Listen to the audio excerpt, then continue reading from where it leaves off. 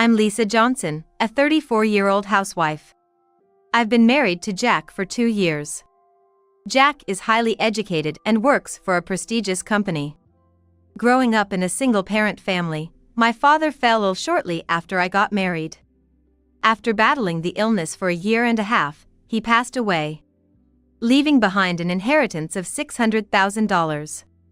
However, Jack used this $600,000 to remodel his parents' house on his own. "Choose between living with my mom or getting a divorce," Jack said, seemingly looking down on me with this ultimatum. My mind was already made up. Without a second thought, I quickly signed the divorce papers and said, "Goodbye, you'll regret this." Jack retorted, "We won't regret anything, you're useless," and moved to his parents' house, which had just been renovated. But at the worst possible time, it came to light that his father had borrowed money using the house as collateral. Now unable to pay it back, the newly renovated house was seized. The renovations had ironically increased its value, so it sold for a pretty penny. But the debt was far from paid off, and Jack and his mother were also burdened with it. Losing their house and learning of his father's debt, Jack and his family came to my place, unreasonably venting their frustrations on me. "It's all your fault, Lisa. Ever since you married into the Johnson family, only bad things have happened. You're the curse of our family," they accused. Jack even had the audacity to say, "You're my wife, so you're gonna help pay off this debt." I couldn't hold back any longer. "How dare you use my father's inheritance and then demand I help pay off your debt? You only consider me your wife or family when it's convenient. Couldn't you have valued our time as a couple more? Value our time together? Don't make me laugh. Even after we got married, you were barely home because of your dad's illness and neglected your household duties. My parents divorced when I was 12. And unusually, I was raised by my father. He quit his long-time job and switched to a company with no overtime and a 5 p.m. end time to raise me. His salary dropped, and I took away his sense of fulfillment. He made lunch for me every day and never skimped on dinner. Despite the negative connotations of divorce, I enjoyed living with my father. That's why I didn't leave home even after turning 30. How could anyone abandon their sick father? There was nothing else I could do for him. So I wanted to take care of him until the end, after all the love and time he had devoted to me. "You cared more about your dad than me, didn't you?" "It's not about who I cared more for. Sure, I may not have done enough housework. But you said it was okay because you ate dinner at your parents' place. You left me no other choice. You were at the hospital all day. I've always thought marrying you was a mistake. Honestly, I did you a favor by marrying someone like you who was past her prime. You should be grateful for that." Jack wasn't the only one who thought this marriage was a mistake. I too believed this marriage was nothing but a failure. I was 32 when I married Jack. That age isn't considered past one's prime nowadays. Jack and I met at a mixer. At a mixer set up by a junior colleague from the company where I worked, there was Jack, working for a top-tier company. It might be hard to believe, but I rarely participated in mixers. I wasn't that desperate for a boyfriend, nor was I in a hurry to get married. However, my father seemed worried. He even considered asking relatives to arrange a blind date for me, which I firmly refused. Jack, who seemed like an extra to me, approached me actively. Looking back, he probably mistook my quietness for submissiveness and thought he could look down on me with his educational and career achievements. Indeed, Jack was an elite, a graduate of a prestigious private university, working in a top-tier company. Someone like me, raised by a single parent and only a high school graduate, was seen as not being in his league. Somehow, we ended up dating, and it naturally led to marriage. I had my reservations about getting married, but I was convinced that marrying Jack would resolve them. Initially, we weren't exactly lovey-dovey, but we got along fine. Surprisingly, Jack often came home early, allowing me to prepare dinner. I thought his company was quite good since they didn't require overtime and seemed to be a top-tier company. However, Jack never talked about his work. We hardly had any common topics of conversation.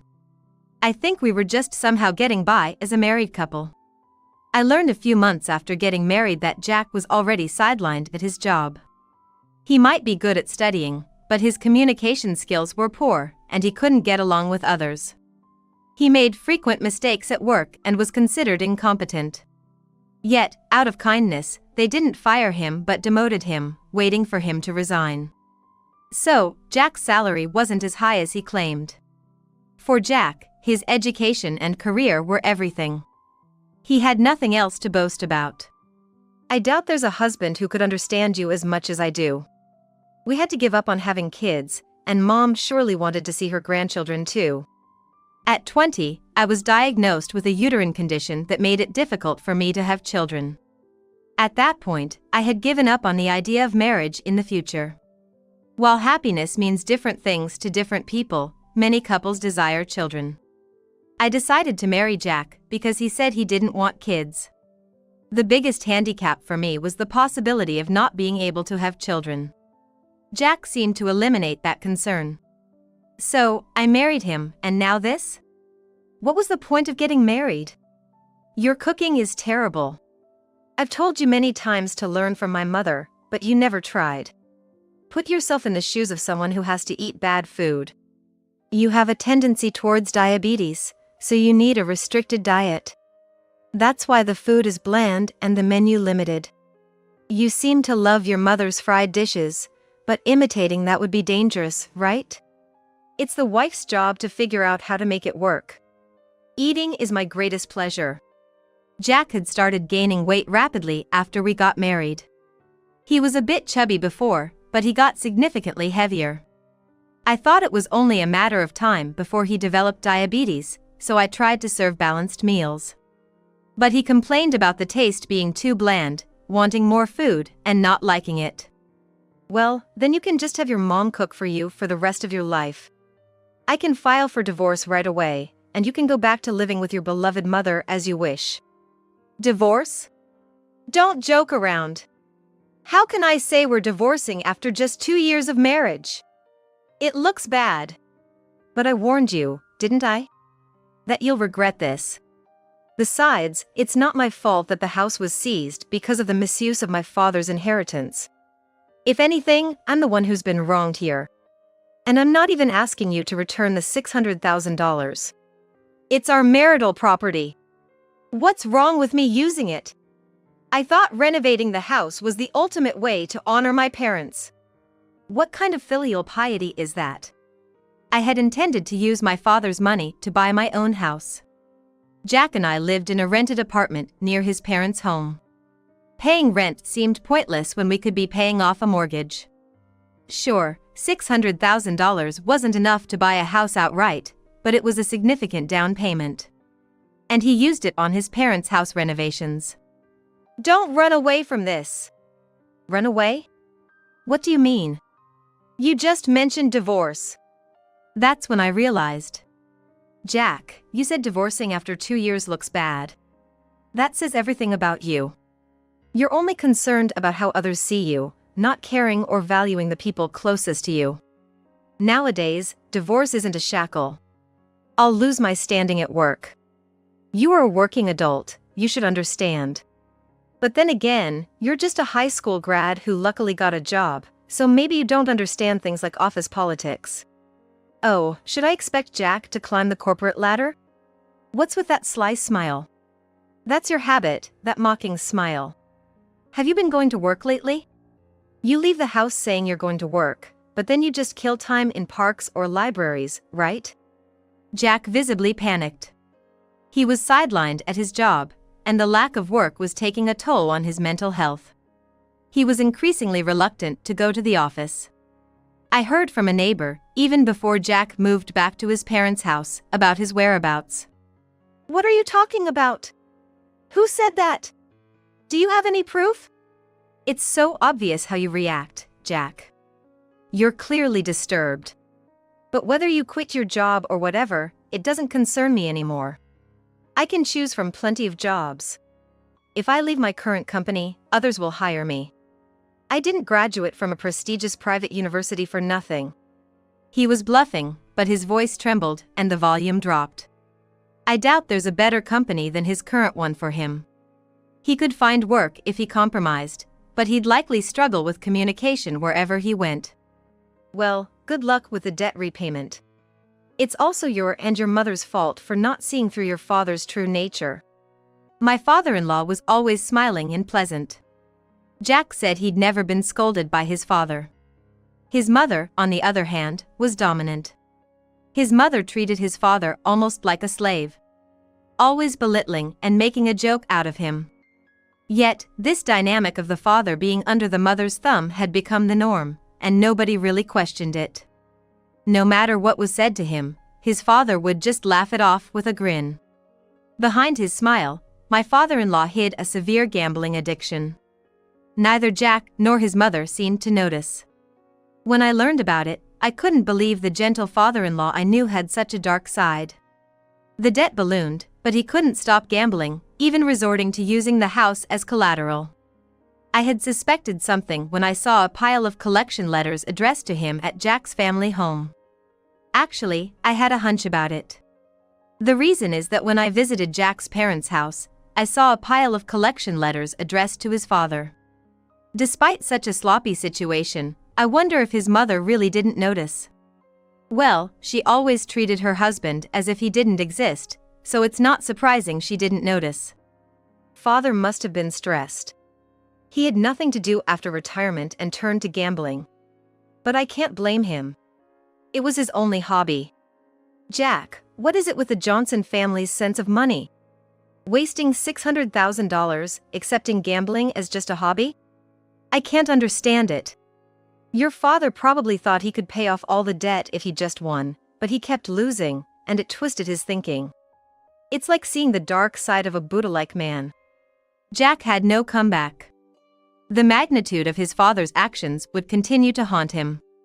Then, eerily, his usually silent mother spoke up, seizing the moment to retort.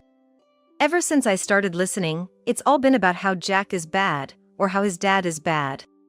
But it all started with you, Lisa. I didn't speak up because I wanted to hear Jack's side too, but I was getting so irritated. My husband was just deceived, that's all. He was just ignorant. And you're calling that his dark side? Is that even fair to say? Being ignorant can be a crime too. That's why our home was seized. If you couldn't realize it until it got to this point, then your marriage is definitely a failure. In a marriage of 40 years, not interfering with each other is the right approach. Jack is married now too, and having a relationship like air is comfortable. That's something you, with only 2 years of marriage, couldn't possibly understand. His mother was still assertive. She had the talent to create an atmosphere where she was never wrong. But, didn't you always badmouth your husband? Calling him useless, boring to be around. Even talking about a late-life divorce. Saying things like, if I divorced, I could live just with Jack. When I did meet you, all you ever did was complain about him. I didn't meet his mother often, but whenever I did, she would just rant about his father, even in his presence, which made it understandable why he harbored darkness. She would often talk about when his father was in car sales. Unable to sell a single car by himself, his wife had to beg relatives to buy cars from his dealership. Certainly, his father wasn't cut out for sales. He was more of a civil servant type. Always smiling and being a calming presence to everyone. Isn't that right? I addressed his father, who was still looking timid. Knowing his true nature made me even more upset. You also borrowed $60,000 from my father, didn't you? Jack and his mother turned their attention to him. He just smiled and said, yes, that's true. Please have Jack handle the repayment. As you can see, I don't have any money left. Jack, is that okay with you? What? Why should I? Is there a loan agreement or something? Maybe Dad should just declare bankruptcy. My father was happy whenever your dad visited him in the hospital. I was glad, thinking he was a kind person. Neither you nor your mother ever visited. And now I find out he was just mooching money off him. Taking advantage of a sick man under the guise of a hospital visit. What an evil act. I'm planning to go through a lawyer for this.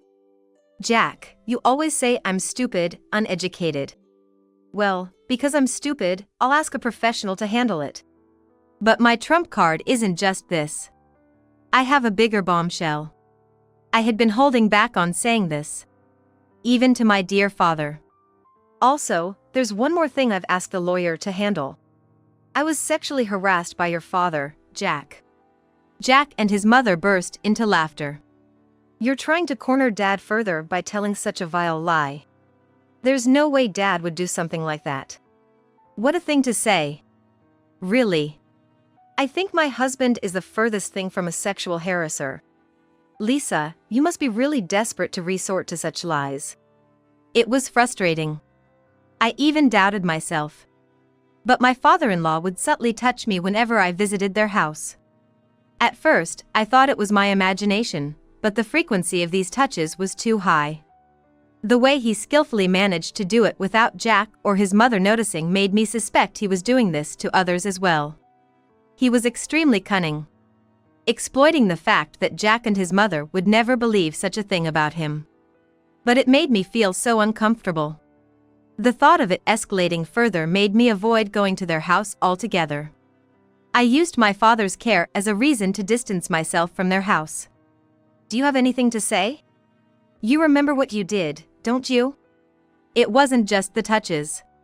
He had been secretly taking pictures with his phone. For example, when I was going upstairs, he would be at the bottom with his phone out. And once, when he and his wife visited our apartment, I caught him rummaging through my underwear. It wasn't okay just because nothing more happened. So, why don't you show us your phone? There's evidence in there, isn't there? Talk about being self-absorbed. As if my dad would do something like that. We should sue you for defamation. You're taking advantage of his kindness and silence. The truth is why he can't refute it. But it's fine, I have solid evidence. Evidence? What kind of evidence? It must be just a threat. Honestly, I can't have any positive feelings for you. You're trying to drag us through hell with lies, and I question the upbringing you received. That's why I was against your marriage to Jack. I could see this coming. Jack is just unlucky. Jack's mother was opposed to our marriage.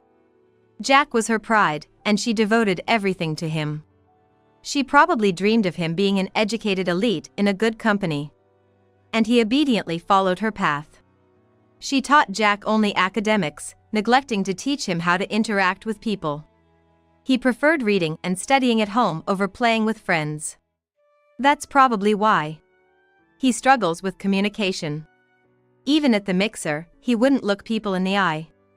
And after we got married and moved to this apartment, he wouldn't return neighbors' greetings. He fundamentally struggled with people.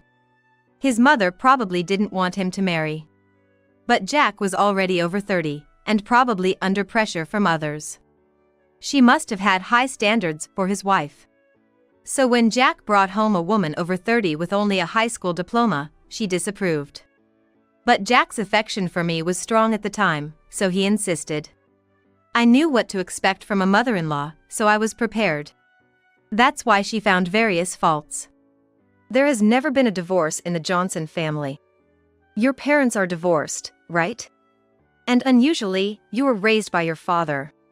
Doesn't that mean there was something wrong with your mother? Maybe something related to men? When I first met her, my mother-in-law asked me these things. It's not like Jack's family was particularly wealthy or of great lineage.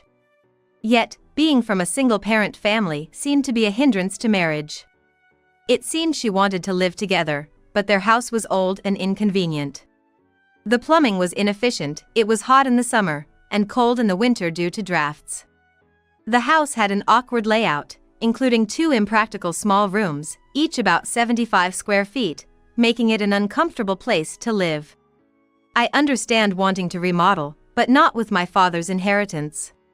Though she finally accepted our marriage, Jack's dependency on his mother became apparent right away. Whenever he was displeased with me, he would complain to his mother before talking to me. Naturally, she took Jack's side, shielding him from blame, which only encouraged his behavior. She would come to our apartment and make snide remarks at me. A typical mean mother-in-law. She often mentioned her niece, Jack's cousin, who was supposedly an actress. I'd never heard of her or seen her on TV. It turned out she was just an extra. She would say things like, "My niece is beautiful, kind, and domestic. I wish Jack had married someone like her."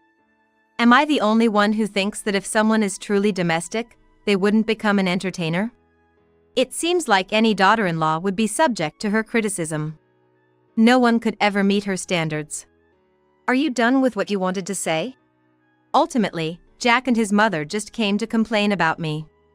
I still lived in the apartment we shared, and they probably thought they could stay and eat here. But I had no such intentions. Are you sure about this?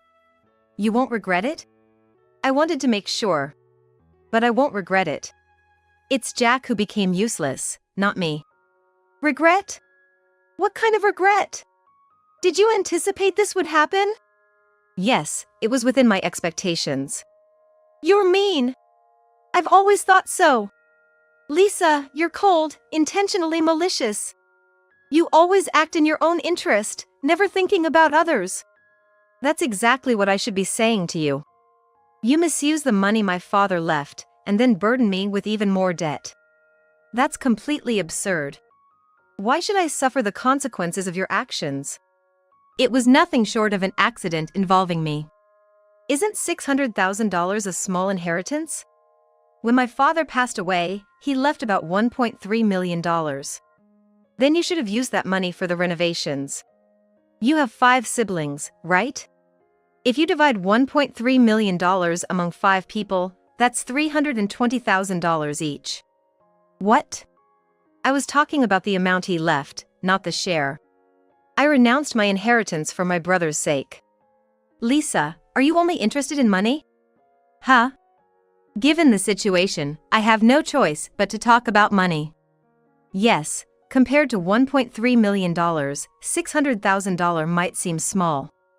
But it was important money my father left for me. So what were you planning to do with that $600,000? I wanted to use it for our own home. That's why I made it happen. Jack's smug face really irked me. I told you I wanted to live with my parents eventually, right? That's why I renovated their house to make it our home. Our home? It wasn't even suitable for 2 families. This is just an after-the-fact justification. He exploited my dream of a home to justify the renovation. Either way, the $600,000 isn't coming back. And then there's my father-in-law, who so casually incurred a $600,000 debt. He should be placed in a facility specializing in gambling addiction.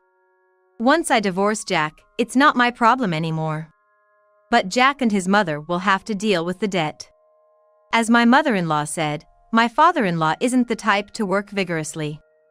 At 65, it's unrealistic for him to start working. This means the burden will likely fall on Jack. In addition to that, I'm going to make Jack repay the $60,000 he borrowed from my father through a lawyer. But Jack doesn't seem to be working right now. I wonder if he can muster the determination to work and pay off the debt. I'm so glad I signed the divorce papers. Though it's just a piece of paper, its presence makes a huge difference. Since you said just $600,000, you should be able to pay off the debt quickly, right? Can you also pay back the $60,000 your father borrowed from mine soon? I want to use it for my next move. I don't want to stay in this apartment. Of course, that's nothing. I earn more than guys my age. Good, I hope you find your next job quickly. With your education and 13 years in a top company, you'll be fine anywhere. I couldn't help but want to throw back a sarcastic remark. He never helps with housework, and he's a burden at work. His mother is the only one who accepts and is kind to him. That's why he wanted to renovate for her. To get her approval. Men are often said to be mama's boys, seeking a mother in their partner instead of a wife. At the slightest issue, it's always mom, mom. I'm done with such a mama's boy. Jack, you can go back to your ideal life. Stay by your mom's side forever, getting pampered. That's your happiness. Jack's face turned red, insulted. Prideful men like him hate being mocked the most. And as for you, who has been silent this whole time, acting as if you're not even here, I think you have the highest pride of all. You haven't apologized even once. How could you borrow money from my father, who was already weak and drained? And about your harassment towards me, even if no one believes me, I will sue. Your smile is creepy, your eyes don't laugh. You camouflage with that smile, but your true nature is just money and women. Scary. I will never have anything to do with the Johnson family again. Now that you understand, please leave. Any further communication will be through my lawyer. I kicked out Jack, his mother, and father. It was going to be the coldest night of the year, according to the news. Through the lawyer, I arranged for Jack to repay the $60,000. The divorce was finalized. And with the recorded video I had prepared earlier as evidence, I smoothly filed for compensation for the harassment from my father-in-law. Finally, I felt liberated from the Johnson family. It was only a 2-year marriage, but it felt longer due to caring for my father. As for my mother, after divorcing my father, she took over the family's clothing store. I told you, didn't I? That you would regret this. There is no fault on my part for the misuse of my father's inheritance and the seizure. If anything, I'm the one who's been inconvenienced. And I'm not even asking you to return the $600,000. Now, she lives in a luxury condo. I live with my mother in the same condo. Living with my father was enjoyable, but moving forward, working with my mother at the clothing store will also be a fulfilling experience in my life. Jack, in the end, was laid off from his company. Now, he lives quietly in a rundown one-room apartment with his mother and father. Birds of a feather, they will probably live, licking each other's wounds. What my father left behind wasn't just money. He left behind memories far more valuable than money. No matter how many times I say thank you, it wouldn't be enough. But still, I'll say it. Thank you, Dad.